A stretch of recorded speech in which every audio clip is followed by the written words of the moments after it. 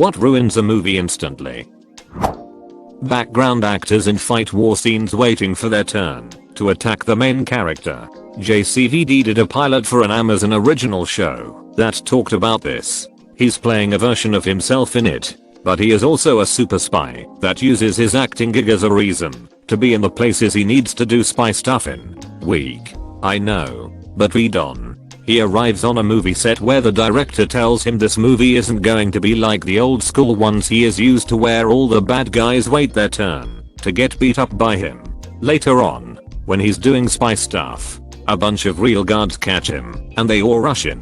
Wait. One guard says, stopping the others. If we all attack him at once, we'll bump into each other and stuff and it will get really hectic. We should go in one at a time. All the guards agree, and JCVD smiles knowingly, thinking the fight just got a lot easier. The first guard rolls up and utterly annihilates him. Just full on beats his ass. It was hilarious. Where can I see this? Shitty fight scenes, where I can barely tell what I'm looking at. People taking turns attacking. Very realistic. When the trailer reveals the entire story. This is why I have completely stopped watching trailers. It's actually revived my enjoyment of movies in a general sense. I was even able to watch the last two without simultaneously scrolling through my phone. I don't understand why trailers are like this these days. Does the general population want the entire story in 2 minutes? Main characters being invincible while everyone else dies from one punch. I get that the main characters have to survive or they wouldn't be main characters, but at least make the damage somewhat realistic. That's why I like The Punisher. It shows him getting his ass beat sometimes, and it shows him struggling after getting beat up, but it also shows him overcoming that and winning, because he can take more of a beating than his opponent. When the characters have the misunderstanding and break apart trope, then they come back together to resolve conflict. I'm so sick of it. Especially when the misunderstanding could easily be avoided in the moment if they just saw the simple solution staring at them in the face. And the breakup sadness is always at the same point in the movie runtime. I'm thinking, good job writers. You remembered to consult the movie romance cheat sheet. When it's so dark you actually can't see what is happening. Also, characters that mumble their lines drives me nuts. Especially when it's only dark to illustrate that the story is dark. Cheap as duck. The nighttime scenes in Lord of the Rings will always be the best dark scene because they actually wanted us to still be able to see what the heck was happening. I heard someone challenged Peter Jackson on set, asking where is the light coming from in this scene, and he's supposed to have replied the same place the music is coming from.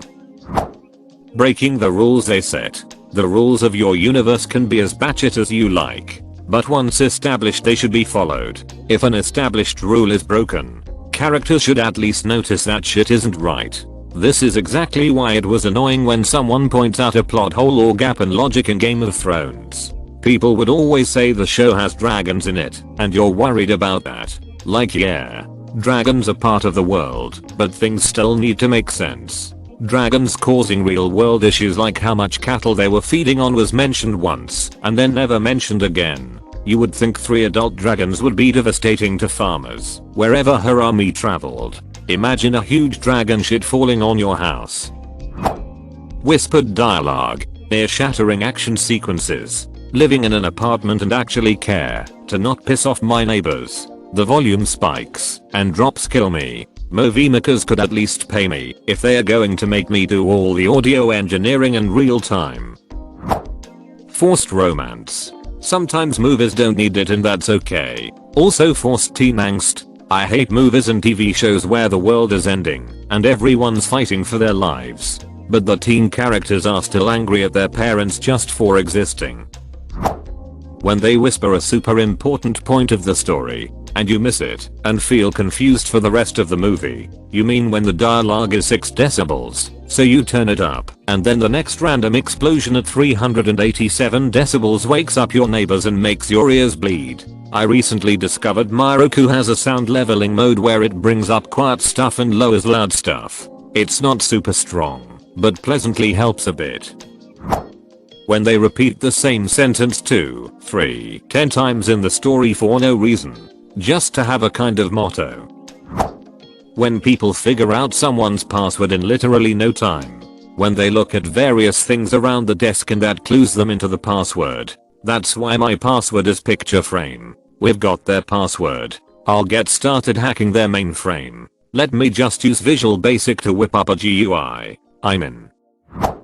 Running through wilderness in heels for the majority of the movie. Irksome. Yes. Especially when you think of the fact that walking across soft grass in heels can be difficult, but running across mountainous rocky terrain in heels absolutely no problem apparently. That all the major issues could be solved by a simple conversation, but instead no. I don't have time to explain. Leading to forced conflict from misunderstanding. Lem explain. Pause no. Is too much. Lem sum up. Except he actually does sum it up well, and they make a decent plan from it lol. One of my favorite things about The Princess Bride, more so in the novel than in the movie, but this specific one is prominent there too, is the way every character believes something about themselves that is shown to be just plain wrong. Vizzini believes he's a genius, he's adult. Humperdinck believes he's brave, he's a coward. Fezzik believes he's wrong about everything. And while his understanding is simple, his inclinations are almost always correct. And Inigo Montoya believes that he's just a hired sword who is incapable of making a plan. So how do we get into the castle to find the six-fingered man? We need the man in black. So here's a detailed step-by-step plan to find him and free him and get him back on his feet.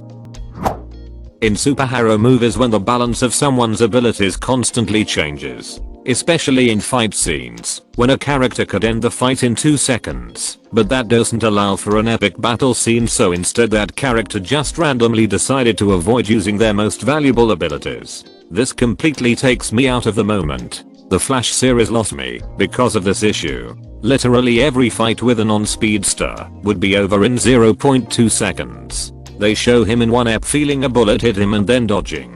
In another ep he goes into flash time where he is moving thinking so fast that a nuclear explosion is happening in super slow motion. Also the Flash random villain runs around a corner.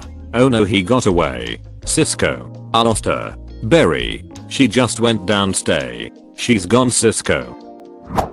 When there's a scene that's just advertising a brand. LOL, I love when movie characters open up Bing instead of Google, and they do it on their Surface tablets. Characters that are brought back alive just to keep the show moving. Supernatural would like a word. My first thought as well. Somehow it took me until their mom was revived for me to notice. I wasn't thrilled when the mom came back. To me, it decreased the value of the show. The brothers went how long without their mother? She's been dead for X amount of time, but can pick up where she left off when it comes to hunting skills. And her and Sam seem to become close, so to speak. The way she was portrayed in the show was like another John, always hunting, hardly around and lacking major parenting skills. Yes, the brothers were grown when she resurrected, but her attempts to be a mother was inconsistent. Showing and then telling anyway, treating the audience like idiots. Or when the big reveal happens, and then they have to give you flashbacks to the other moments in this short movie that foreshadowed the reveal.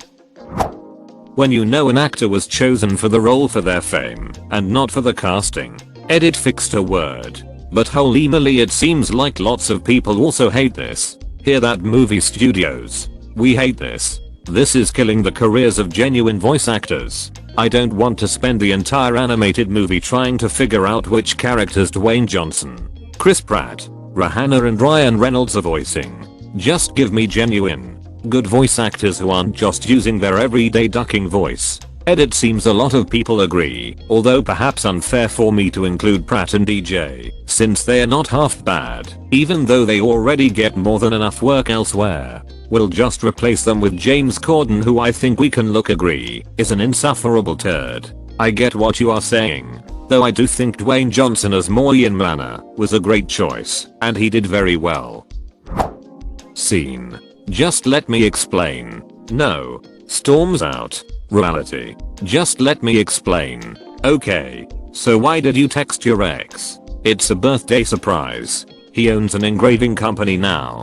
I got you something I needed engraved. Oh, cool. Edit, I have turned movies off that have totally hinged on this plot. I understand you can be already angry and not wanting to listen to what they have to say, but actual stable adults in trusting relationships do not do this. Find another plot device, writers, this one is dead. Edit 2 for those saying, pick another engraving company then. Maybe she knew his talents and chose him specifically because she knew he was really good at his hobby, now career. Besides, people can split amicably. Seriously. One person storms out and the other person just stands there doing absolutely nothing and never makes an attempt to explain ever again. Not even sending a message that couldn't be ignored, or getting someone else to explain, or simply just shouting the reason whilst they walk away. The other person says, don't bother, walks away, so apparently they can never explain the legitimate reason again. And in a lot of them, they never resolve things by the other person finally finding out the reason. Either they actually then go ahead play out the story as if that person was wrong, they did the misunderstood thing, then they have to win them back because of this non-existent mistake they made. They seem to think, well, they didn't listen to me just then. Oh well, screw our 20 years together. They will never listen to me. They will learn directly and to both our detriment later. When the heroes survive an overblown car crash that would have crippled or killed most people, only to walk away with a scratch. It's not very realistic, even for an action movie. I particularly like Jason Bourne falling down an elevator shaft and walking away because it's okay. He landed on top of the bad guy. Characters acting out of character, being morons just to make the plot work, immediately makes me see them as puppets for storytelling rather than people, and I stop caring about them. Whenever I say, why would they do that at a movie, my husband says, because it's in the script, and it brings me back down, lol. You guys might enjoy Screen Rant's pitch meeting videos. That's one of their biggest jokes. Why would they do that? So the movie can happen. Poorly fleshed out character motivation and intelligence, like an astrobiologist illogically taking off their protective gear on an alien planet. A real astrobiologist wouldn't do the one thing you're absolutely not supposed to do, and now they're infected. And it was just a lazy way for the screenwriter to get from point A to point B. Poor communication between characters when setting up or resolving conflict depends on characters illogically choosing to withhold information from each other because there's no time, or I'll explain when we get there. More lazy writing. The older I get, the more it takes me right out of the story when lazy writing shows through. Prometheus or Alien Covenant. Alien Covenant was even more dumb because they didn't even bother with helmets. I guess their ship scanned the entire atmosphere or something. I immediately thought of Prometheus. My wife watched the beginning of the movie with me and she stopped watching the instant the helmet came off. These are terrible scientists. They don't know if there are unknown pathogens in the air. They are probably all going to die. I will say, when they have a whole well-designed spacesuit or futuristic outfit or something that has a helmet to it or face cover that would normally always stay on or be on 80% of the time, but they just decide to never wear it or are constantly taking it off to remind us of the famous actor who is playing that person. I've also seen a few movies where a character will have a whole really cool looking spacesuit or battle attire, only to ditch the whole thing at the beginning and go the rest of the movie looking like the most generic person ever. It's law that Peter Parker can't have his mask by the end of a final fight. A forced romance between two characters which doesn't add anything to the overall plot. Annoying as shit. How did they fall in love? By being the male and female protagonists. Being an attractive male and female is tight. When you can't hear what they are saying, so FFS can't follow the plot and the next minute your ears are bleeding from gun noises, fighting, yelling, or anything loud.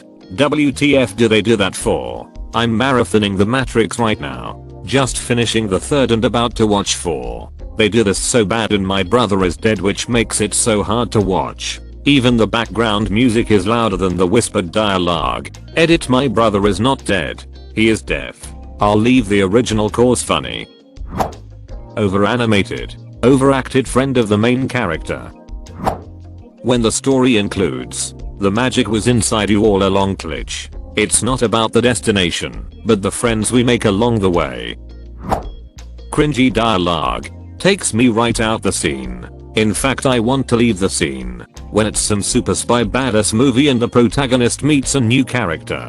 I know you. 16 tours in Iraq. Special forces. 200 confirmed kills. The spoiler heavy banners at the local cinema. When they force dialogue to put you in context at the beginning of movie. Hi. Didn't you just move from New Jersey? All because your mom passed last year. Yeah, but at least I'm 22 and I have a passion for. Today 23 of March 2002 is the new school election.